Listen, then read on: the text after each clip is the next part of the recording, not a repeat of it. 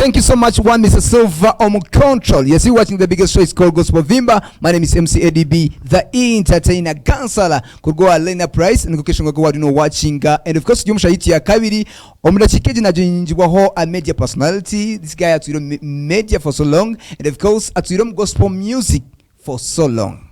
Now, what's your watch? Microphone just on. Yes. Okay. Nashemerwa kushanga. Nditambura bita.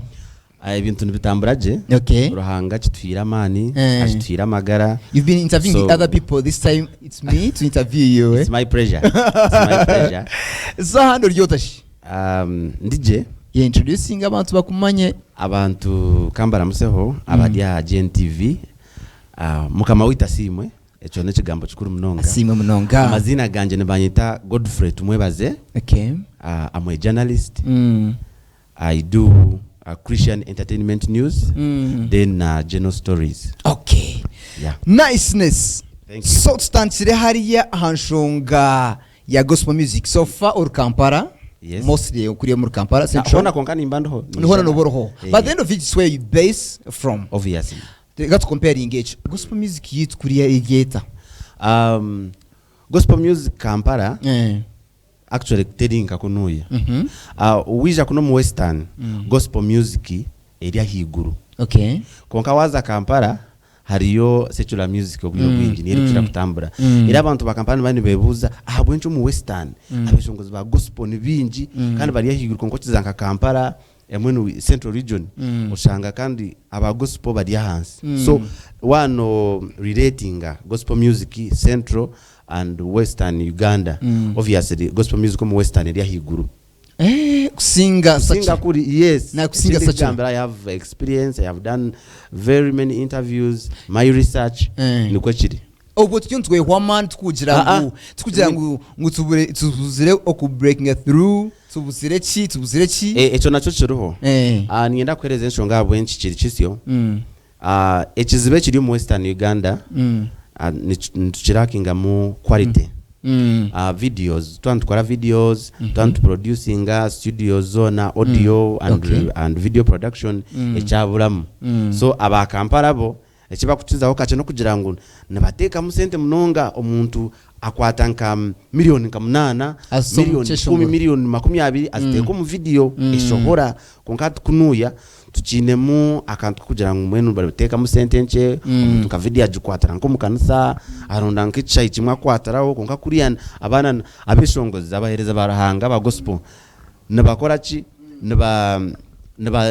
nabateka mu sente. So echo nucho chiri kutanasa kugira ngo abakuriya baciza video quality na audio production. So abeshongozi aba gospel abari mu western Uganda ekitwine kora twine konjera mamani twayongera mamani tukateka mu sente mu audio production tukateka mu sente mu video production. Obviously tuzakuba competing. Niceness. Yes.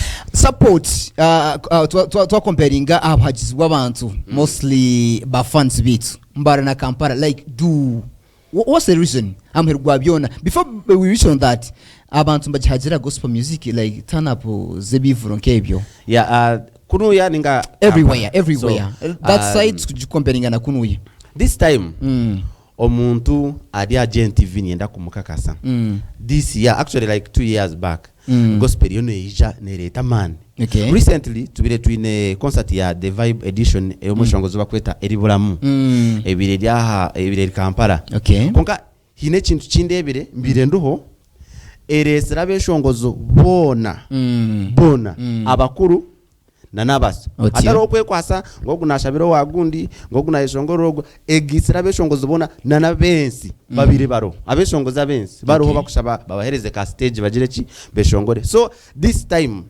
nienda kugumya abeshongozo mwena bari mu western Uganda na nabari kuture yabona Uganda yona nti gospel eriyo nereta man eresa man hata bahagizi wagamba gospel nibija abo kuba problem eruho eri kuchira kuremesa concerts zabeshongozo ba gospel biro bwinji nabantu benda bazikora enkezensi abenso biro bwinji nabantu benda excitement na sente but gospel it's a ministry no buhereza no kuburira enjiri so ati wono naenda atebekanse chivuru che concert yeye agiteka mitware 5 ateka mitware 10 konkito ite tukamanyira mu church ngo kwanoherezayo echiwebwayo kali Thanksgiving ruhanga takuja ngo ningenda ompereze mutwari 10 no kwesibira isokubo ine nizo rukuhereza. So it's a ministry abantu bine kuchima and wo ine concert teka ho sente eziringanire zo umuntu ari kubaza nawe yazo mu concert yargayo akizire okeshongora akachira. That's what we call ministry. So ati abeshongoza chibine kora tibine kuhandika munonge sente bateka mutwaro ati sente ziri medium abantu batanjire kwija omu concerts. I was about to ask you that, like ka sente kushaba azifunika cyo munonga nzakurga yuri yari tukuza levels zabariya.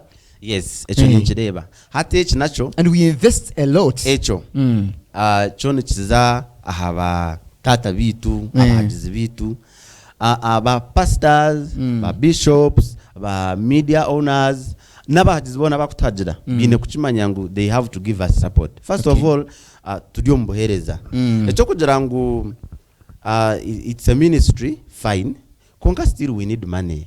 So bine kutwagira hati ya itukuza kutera musente na batweta bantera bishop yantera kanjira ngo tuine crusade nani shabo izo hereze audio mweshongozi. Of course no chimani mbani yenda yo ka facilitation ni katata wanje uine kumpereza yo ka facilitation tukunde kakundije nyeshongore cheshongoro cyane chintire musente millions mukaga deno je mukama kwereza umugisha njende echo ncho chiriyo nchiteka gospel nyima omwana chimweta mweshongozi yajya ha aho mamani. So ati kubaragwe batuhereza mani umwana yija akahereza nga keshongoro muchacha akahereza okamuhereza ka transport next time naza kukwata ka transport atore hakore ka video ke akarunji aho gospel nza kwatu ajajira konka we are in the ministry hati nabo bareke kututamisa ministry atwine abeshongozi binji aba gospel abarujuru mu gospel bakazo musecura because support tiru tibakutagira. So nanishaba batata bitu abahagizi bitu mwena twagira ngo twineyo gospel concert muje mutagire akaka center akabeshongozi niko bakwiha mu sente zonzo bakuteka video and audio ni wareba video zone z'wano zanirizwa ninonje du entarizi Jones geno misho agati ya pastors hamwe n'abeshongozi shopping your artist kuza ku performing ngo ku ebyono mukamba okuna yubiriyo MCDB you're good. I can confirm that you're so professional. Abantu abinji tibakuchira kubuza such questions nana atina ninkora hanu na urecho. Let me tell you ezimwe ahanshongezere mise gospel ministry nentaro ezidio mba pastors wano ishongere cheshongoro. For example let me say nkecheshongoro cha Pastor Wilson Bugembe a worship song omoyo with that song it's a worship song.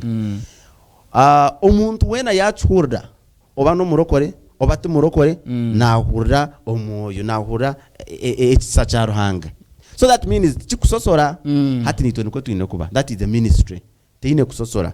So omweshongozi nani mpereza ndikushabira owa Pastor Gundi that means tikuza kunyanga kuza kweshongoro wa Gundi no it's a ministry. Entarezo nani shabazukwemu ito mureke abeshongozi bahereze akwa aba pastors ba bishops bone ba burenjiri omukigambo then abeshongozi bone ba burenjiri okorabo music. So ezentarezo nizo zichasinzero kureta nizo zichachizero yo kureta gospel ministry yagarike nyuma abo kwate kankubuze wa shoze cheshongoro chawe noza kuchitera ready emwe yonka no way tukubasa. So that means batwereza opportunities okargaho kaza chachejo ka ministeringa okargaho kaza ndijo ka ministeringa abantu baza kuhurira message ejo cheshongoro chitanike kutambara. So ekibozo cyeno cyurunje munonga nani ngera kujanti kweyento muza bishop. Thank you so much. Let's first take a musical break to want to enjoy cheshongoro kachimwe bibiri and of course nchine ho Godfrey music analyst yonje kutushomesa maybe ntesta kumanya nzire kutugambira no muri kampara cyintu kitambura kita twachi comparing ne cyakuni. Thank you. Let's go. M1's where we come from. Dan magazine the boy baby did it. And be gospel with again over. Sina boat. Mwana wa mkama kona boat.